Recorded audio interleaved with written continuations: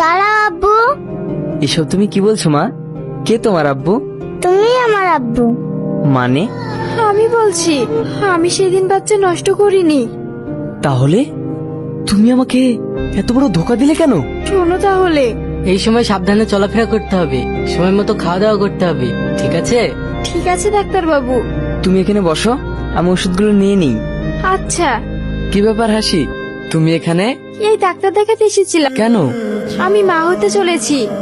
বাহ, খুব ভালো। তাহলে তুমি সুখে আছো? হ্যাঁ আছি।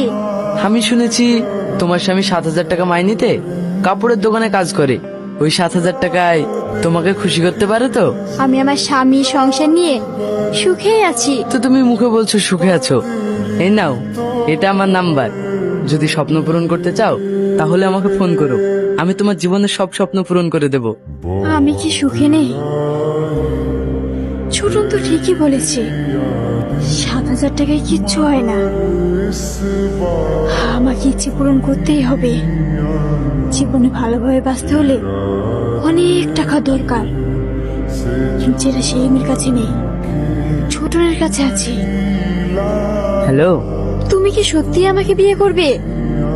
হ্যাঁ, আমি তোমাকে বিয়ে করার জন্য সব সময় প্রস্তুত। কিন্তু আমি যে অন্তঃসত্ত্বা। তাতে কি হয়েছে? আমি তোমার সাথে তোমার বাচ্চাকেও আপন করে নেব। ঠিক আছে, তাহলে তুমি আব্বুকে বলে আমাকে এখান থেকে নিয়ে যাও। ওকে। তারপর সেদিন রাতে আমি ছোটনের সঙ্গে চলে যাই। আসলে আমি বাচ্চাটা নষ্ট করিনি। ছি হাসিছি, তুমি নিজের সুখের জন্য কিছু টাকা লোভে আমার সাথে এত বড় বেইমানি করলে। একবার আমার ভালোবাসার কথা ভাবলে না? সত্যি তোমাদের মতো মেয়েদেরকে কিছু বলার নেই।